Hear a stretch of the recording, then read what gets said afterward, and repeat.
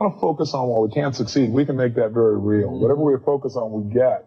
Some things you talked about are very real. But what we have to do again is condition ourselves to change those beliefs that the outside world is going to determine our success. The only thing that's going to determine it is the inside world. The things that you believe and the actions you take every day are what shape your destiny. And although there will be challenges, there's no doubt. Although people will judge you, there's no doubt. Although the people put up walls, there's no doubt. But you can make it through those walls if you focus on where's the hole. If you focus on how do I get over the wall or under it or around it. And people that succeed focus on what they can do, how to make things work, instead of focusing on, well, it probably won't work anyway, so why even try? If you look for answers, if you focus on answers, you'll get them, but you gotta not give up. You gotta stop making excuses. You gotta take some action. That's what personal power is, the ability to take action in spite of all the fears, in spite of all the reasons why you couldn't make it. You're believing the most limiting thoughts. And you have to remember, we all have a 2-million-year-old brain. And it's not designed to make you happy, it's designed to make you survive. So it's always looking for what's wrong. Remember we played the game Look for Brown, and you all saw beige and called it brown just to feel successful? I said look for red, you saw burgundy, you called it red, so you could get more scores. Whatever you're looking for, seek and ye shall what? Find.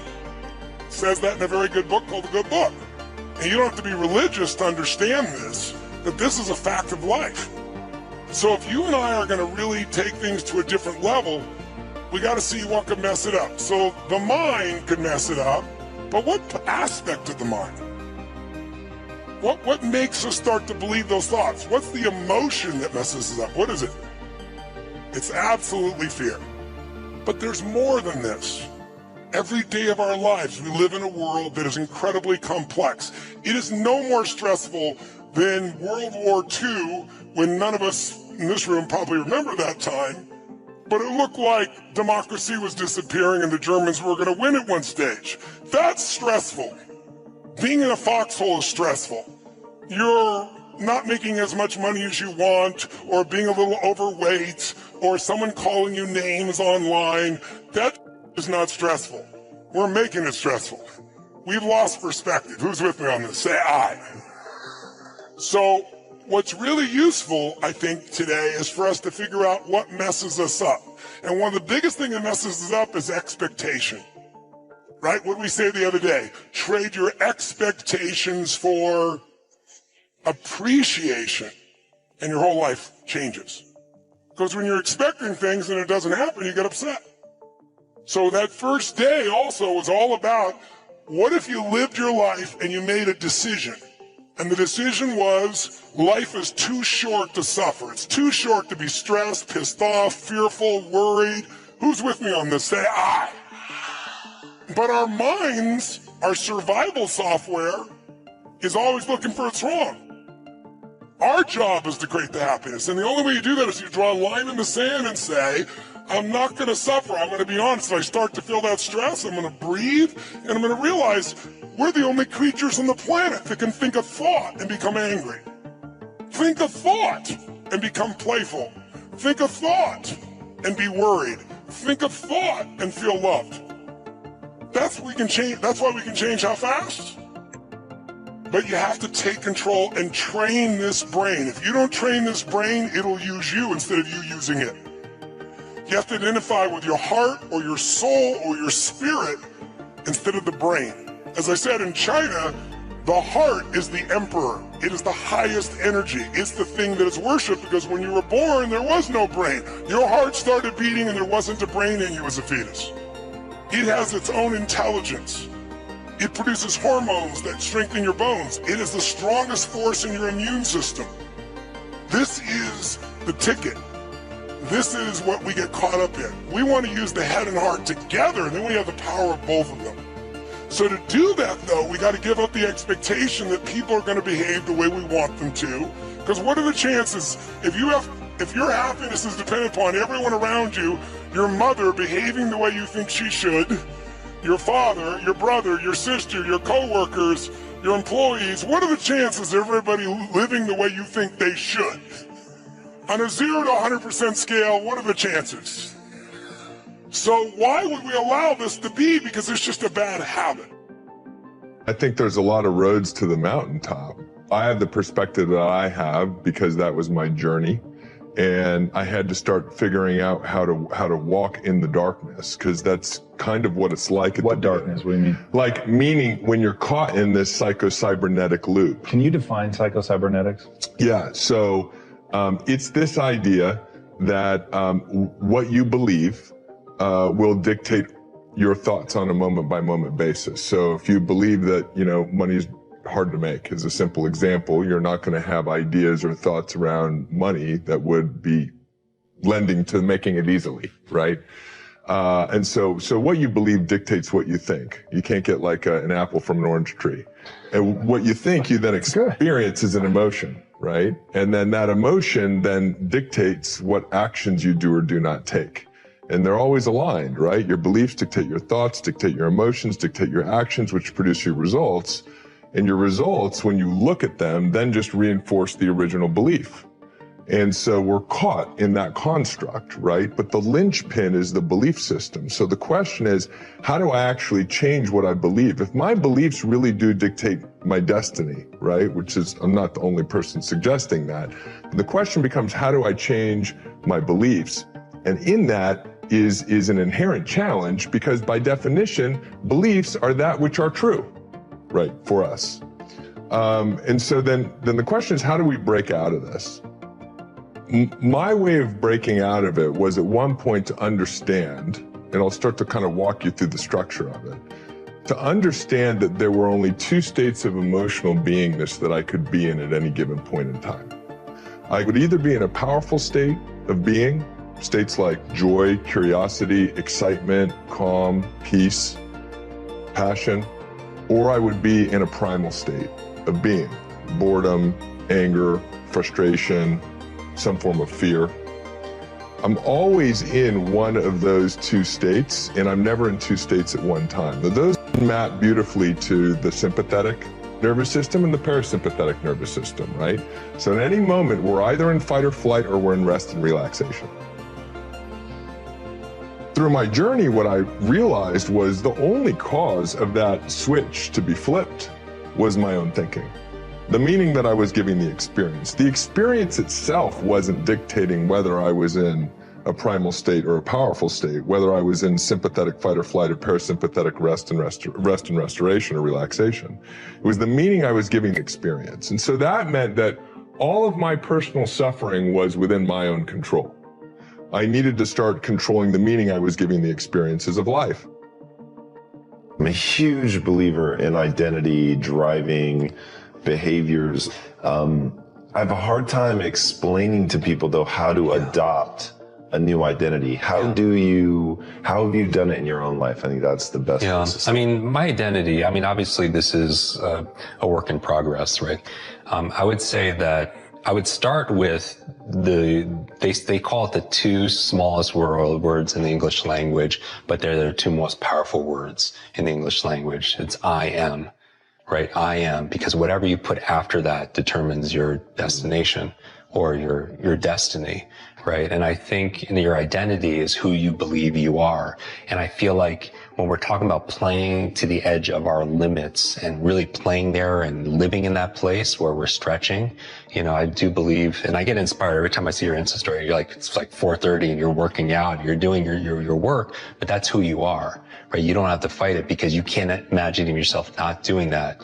And that's the level of that I think is what's most important. So I would think about going through an exercise, and I've done this with friends. I've had them sit, or in groups, we do these conferences and such, and I have people pair up with someone they don't know, and what they're going to do is they're going to do an exercise, I am, and they're going to talk about, they're literally going to fill in the blanks for 3 minutes until I call time. Wow. So you have to go like, and you could do this right now. Like if you were to fill in I am blank, like I would say, I am a student, I am a teacher, I am a son, I am all this. But eventually I'll get to a point where I don't know what else to say. And that's what the real interesting answers come out of, right? Because it's a great way for networking and knowing somebody else, but it also shows us this really big tapestry of our life to the point we've gone to right now, where I relate to these aspects of ourselves. And I think it's a nice exercise when we talk about self-awareness being a superpower, really knowing who we think we are. Because if we don't believe that we're a public speaker or we're a great parent or we're a great learner or genius, then we'll never be able to reach our full potential, because that will always be the ceiling that we bump up against. People have a story, I can't find love because my dad left when I was 1. I can't find love because my mum preferred my brother. I can't be a success because I never went to university. I can't speak in public because I blush.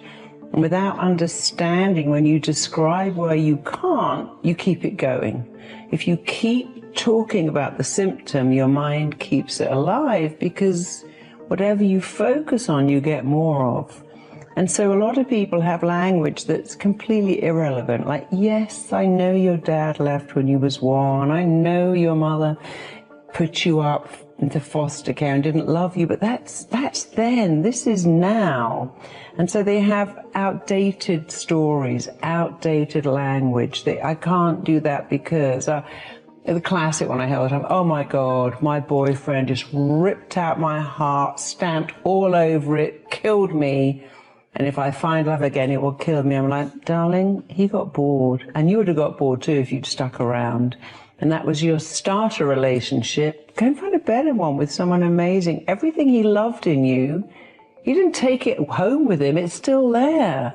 So don't use that irrelevant, I found love and it killed me when it ended. So I found love, the wrong person, but I'm going to find it again with the right person. It's going to be amazing and compelling. He's going to fall in love with my soul and you'll be together forever. Because you got to turn your mind on, and it loves exciting words, dramatic words. Really loves words that make a picture. So if I said to you, you can be the most phenomenal, powerful, awesome, incredible speaker. When you speak on stage, everyone stops to listen. You could hear a pin drop. They look at you. They hear what you're saying. They like you. The mind goes, oh, I like this. I know where I'm going here. But when you go, I'm not bad at speaking. Sometimes I'm quite good. Occasionally, I really get it right. The mind goes, what are you talking about? That's not dramatic enough for me. This is going back sometimes, I think 1992, we were stuck, but I knew there was more possibility. There was room for growth.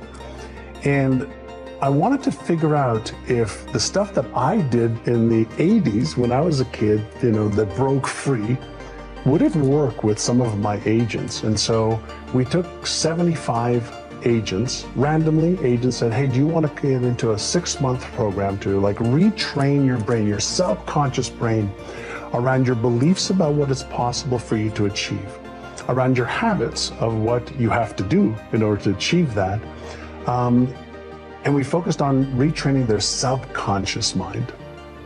And so for 6 months, they had to go through a process of listening to certain audio tapes, reading certain materials every day, and following the process of training their brain, specifically their subconscious brain, which controls 95 to 98% of all of our thoughts, emotions, and behaviors today.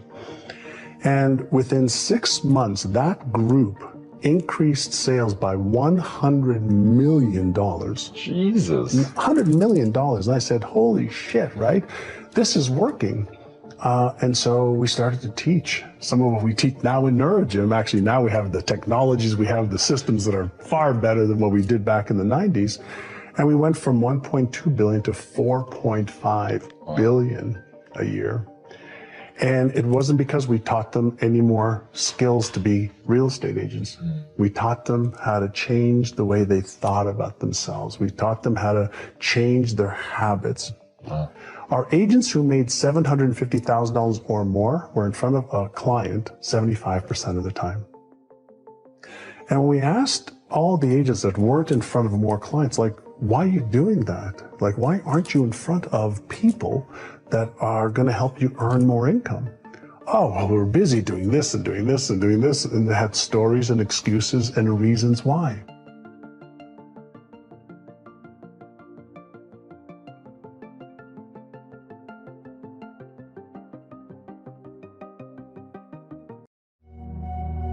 How do you find the strength to get out of bed every morning when all hell is breaking loose? and wipe your own tears out of your face because you got nobody else to wipe them but you. That he will not allow the enemy to send anything into your life that is stronger than his power is upon your life to get you through this moment in your life.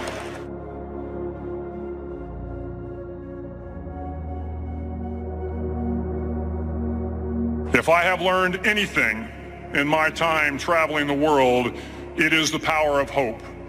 The power of one person. One person can change the world by giving people hope.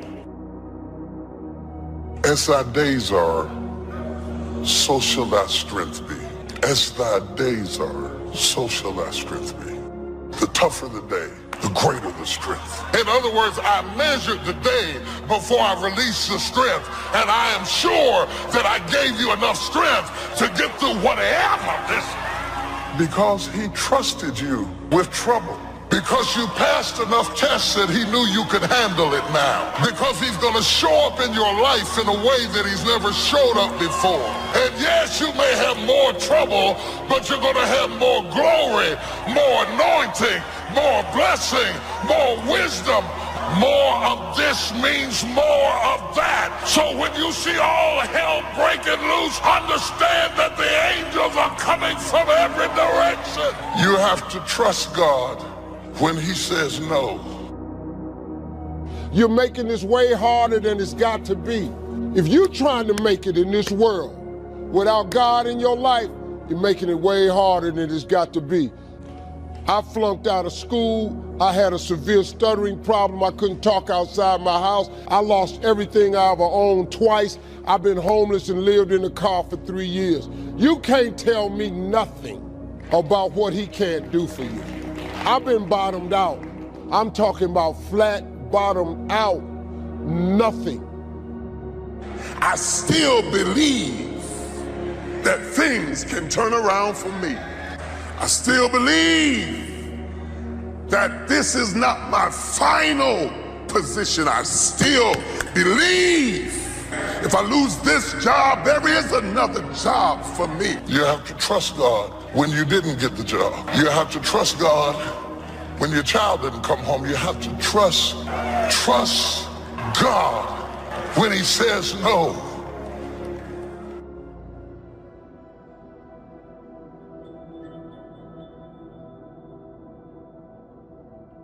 At the end of the day, life is a fight for territory. And once you stop fighting for what you want, what you don't want will automatically take over. Tears and struggles and pain, and you show up and you continue to fight on no matter the circumstances. It's easy to get bitter, hold a grudge, lose your passion, kiss the person that left you goodbye, kiss the dream that didn't work out goodbye. God wouldn't have allowed it to happen if he didn't have something better up in front of you. So part of beginning to get unstuck, you've got to decide that the behavior pattern that you have adopted doesn't work for you. You've got to change your strategies, and changing your strategy means reinventing your life. Life is hard. For every time you have a plan, a dream, an aspiration, or a goal, do you know what happens every time you have one of those? This thing comes along called life. Recreating you, and you have the power to do that. You can decide that you're going to change, that you're not going to be a wimp. You can decide that you're going to stand up to life. You can decide that I'm going to live each day as if it were my last. You have the power to make that decision. The definition of lunacy is to keep doing the same thing, expecting a different result. So why are you doing what doesn't work? It's never too late to begin again. No matter what has happened to you in your life, no matter what you've done or what's been done to you, it is never too late to press into a new beginning. In life, you will always be faced with a series of God-ordained opportunities, brilliantly disguised as problems and challenges. The enemies that you see today, you will see them no more. No weapon formed against you shall be able to prosper. I'm tired of doing what I used to do. If I always do what I've always done, I'll always be where I've always been. I'm going to throw it behind me. Letting go of what lies behind. We've all got a past. Thank God we've all got a future. Don't you believe that lie that it's too late for you. Refuse to be trapped in the past. You can't change the past, but you can interpret. You can reinterpret how you see it. For years, I was going around with a heavy load on my shoulders, feeling bad because I was adopted. You weren't given away less, you were chosen with love. Same circumstances, same event, but reinterpreted. An interpretation that empowers me. Am I making sense to you? You can start heading in the right direction by having a brand new attitude toward life. You're hurting yourself if you're living an isolated, lonely life and living in fear of ever being involved with anybody. But you know, you really only have two choices. You can live your life disappointed, or you can have a new beginning. That's the only option. So when you begin to look at your past, give an interpretation that empowers you. That's where I used to be. That's not where I am now. I'm growing. There are people and opportunities that were ordained for your past that are not ordained for your future. They were right for a season, but that season can come to an end. The key is how we handle the closed doors, how you handle the people that treated you wrong. Sometimes, instead of kissing them goodbye, we smack them goodbye. And so one of the rules is if people are impeding your development, you sacrifice your relationship with them. It's a very, very rough rule. If giving him a piece of your mind hadn't worked in the first 15 years, wouldn't it be a good time now to change strategies? Why are we loyal to ineffectiveness? It takes guts to take that first step and say, here we go. I'm accepting the possibility that I might fail. I've failed at so many things in my life. That's just the way it goes, but you know what? At least I can look back and say, at least I tried. Life has disappointment. It's got peaks and valleys. You're going to lose somebody you care about one day. That's a valley. Somebody going to fire you for an unjust cause. That's a valley. But right now, you're being tried. You're being tested by fire and by pain. That's the test. Don't fail the test. Separate what you do from who you are. That's what the guilt trap is about. All of us have done some things that if we had them to do over again, we wouldn't do it again. There are a lot of things that if I had it to do over again, if I knew then what I know now, I would have done it differently. Well, it didn't happen that way. And that's what you call life. Fight on. Fight through the storm. Fight through the pain and come out the other side stronger and better. A survivor, a winner, victorious, free from that storm. An enterprising person is one who sees opportunity in all areas of life. To consistently take advantage of the opportunity that you've created, to be aware, to face life with your eyes and ears open to the possibilities that may be just around the corner. What qualities about your personality you know that you're going to have to change because those particular characteristics are liabilities to you? What are your assets? What are your strong points? Creativity to look at the world a little differently. Creativity to be different. And what goes hand in hand with the creativity of self-enterprise, the courage to be creative, the courage to see things differently, and the courage to go against the crowd, the courage to stand alone if you have to, understanding your self-worth, how valuable you are. Look at and evaluating yourself to make that determination. Find some trusted critics on where we are falling short and tell us about our blind spots. We want to have everything being positive about us. We're not perfect. Begin to stimulate some possibilities in your mind on how you can resolve the problem. We can't grow by ourselves. As I mentioned before, we grow from people and projects. What could you do if you had all the skills, took the classes, read the books? What could you do? What true value could you develop? Once you start understanding how valuable you are, it's a whole new experience. If we don't feel good about ourselves, we won't feel good about our lives. And if we don't feel good about our lives, we won't be very interested in looking for opportunities. Let's say you're miserable and unhappy. Here's a cure. Find what's valuable and let it go. So we could say, well, maybe it's a relationship that you have. Maybe it's a relationship with your parents. And the relationship is pathological, but you're locked into it. You value it. And no wonder, because it's a relationship with your parents. And you're suffering terribly because of it. Well, what do? Maybe you let it go. It's a sacrifice. And the idea is that, well, that'll clear the future for you. Success isn't in the having. Success is in the doing. It's the process of doing that brings value. It's the activity that transforms our dreams into reality, that converts ideas into actuality. That the tougher the day is, the greater the grace. The more tenacious the dilemma, the more equipped the believer. Y'all don't hear what I'm saying. Come on, man. I lived in a car for 3 years. I had nothing, but I made a decision, man. I just started talking to God every day. I just started asking him for help, to hear me. If you call God and you ask him to hear you, he hears you.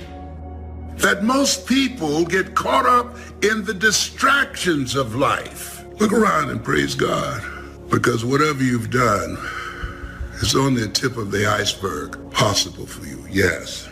Look back, thank God. Look around and praise God for all the possibilities, all the things that's looking at you, waiting for you to take advantage of. Expand your vision for what's possible for you.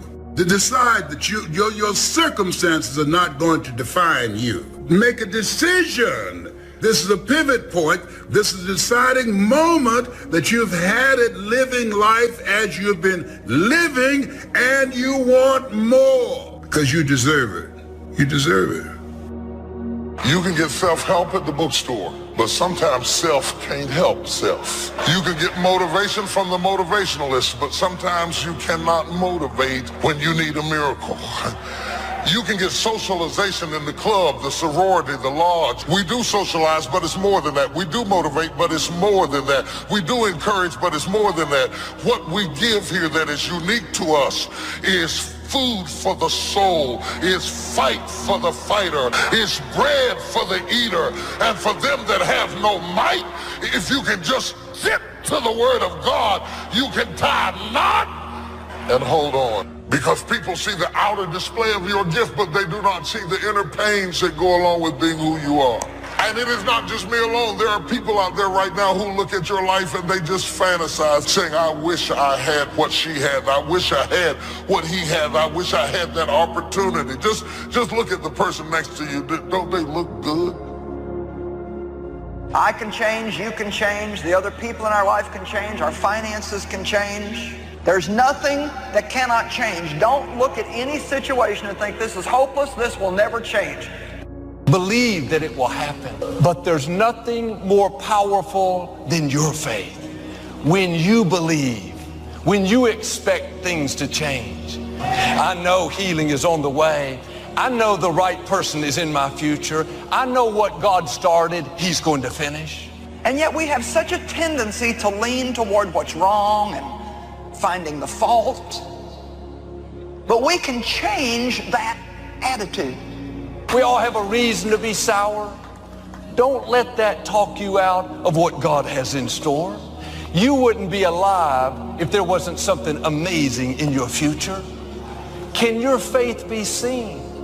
Can anyone notice that you're expecting to go to a new level? Are you talking like it's going to happen? Thinking like it's going to happen? Believing like it's going to happen? God is passing by. But if you're negative, I don't see how it'll work out.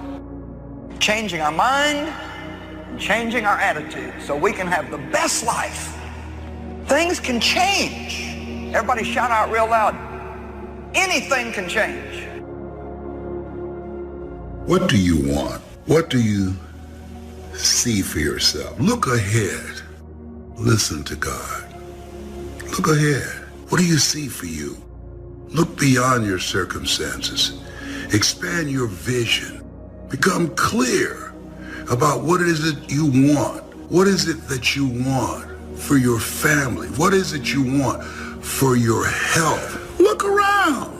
Does it feed you? Does it fuel you? Does it motivate you? Does it inspire you? Or does it drain you? Does it deplete you? Is it compromising your power, your circumstances? Very important.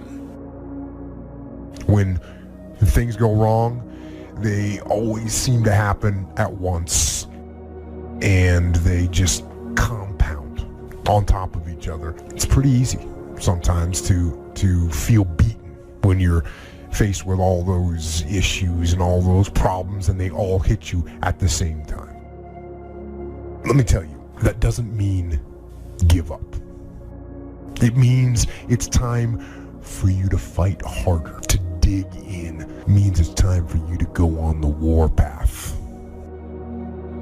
Look ahead. What is it that God is calling you to do? What's in your heart? What's in your heart? Because where your heart is, there your treasure is also. What's in your heart? There's a calling. You were created on purpose, with a purpose, for a purpose. You're still here regardless of what you've gone through. You're still here regardless of what you've done and all the things that you've done that you shouldn't have done. You are still here for a purpose, for God's purpose. What's the biggest problem? Explain where you are at.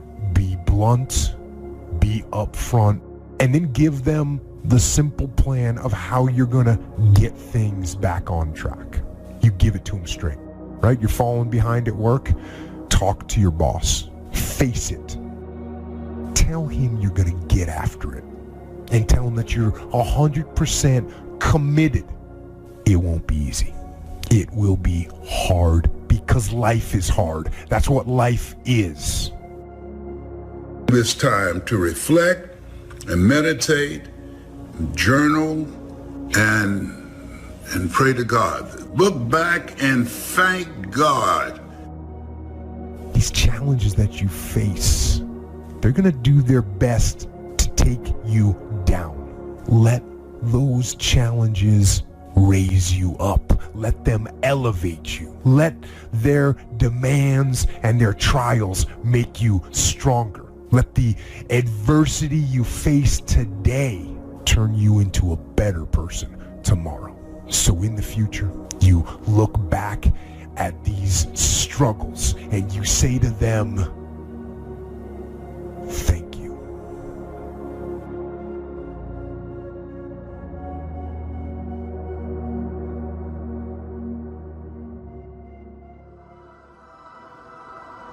If people are impeding your development, you sacrifice your relationship with them. It's a very, very rough rule.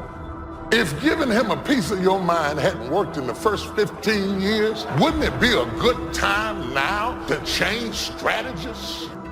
I don't want to be enabled in my brokenness. I'm looking for some friends who will empower me to think bigger, empower me to get a new vision, empower me to get back up.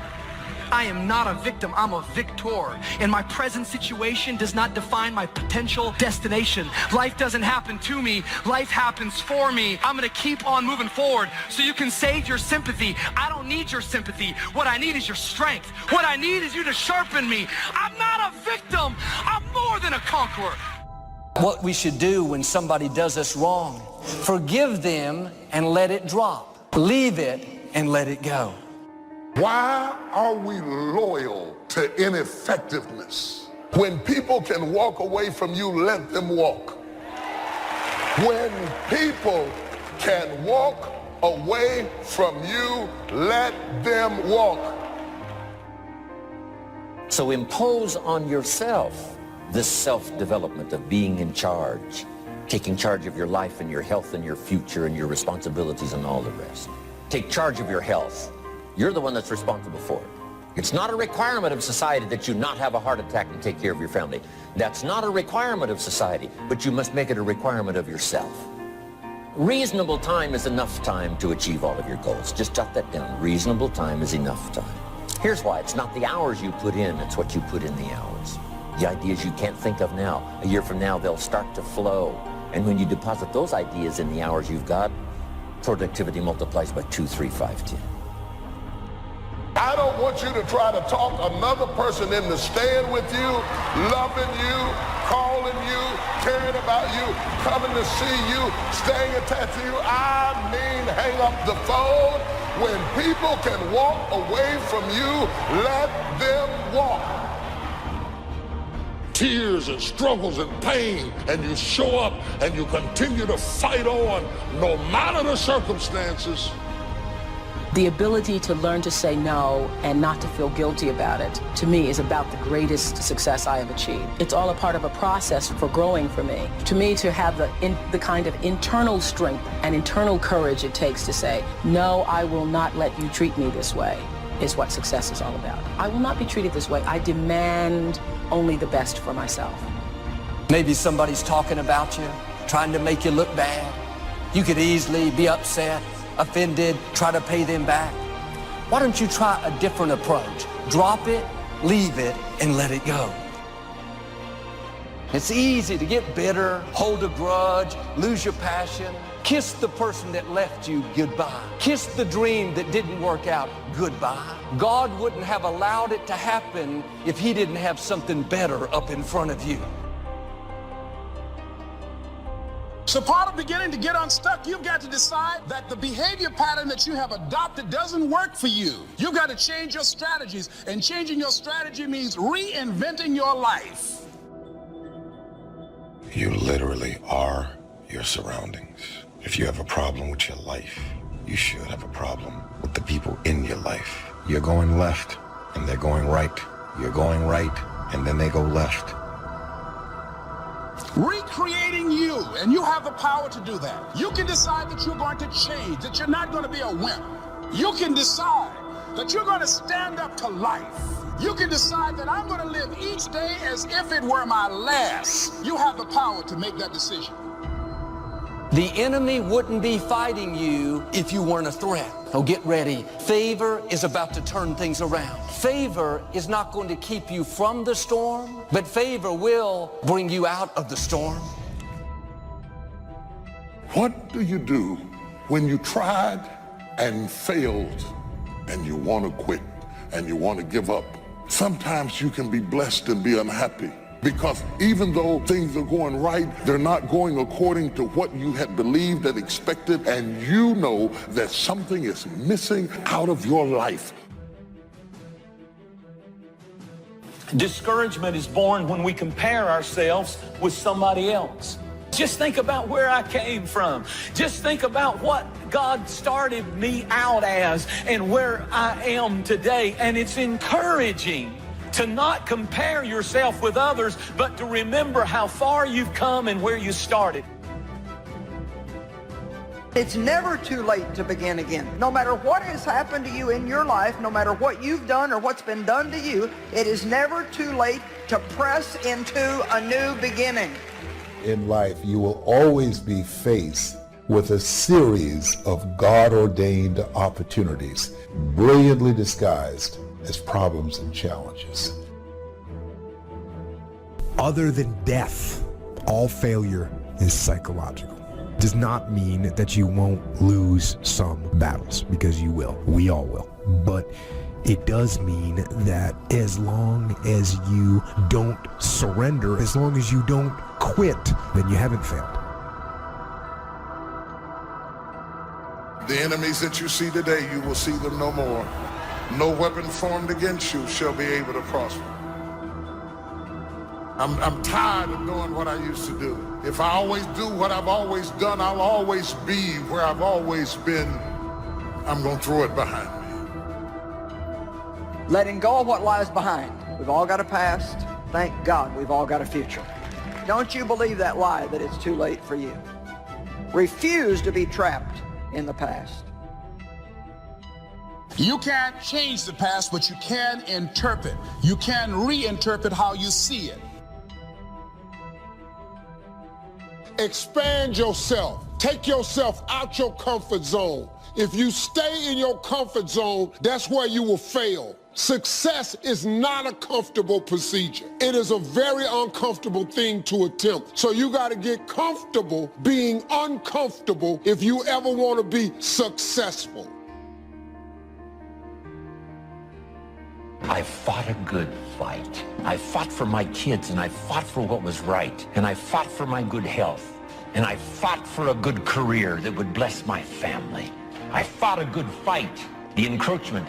Opposites are in conflict, and we're in the middle. And if you want something valuable, you got to fight for it.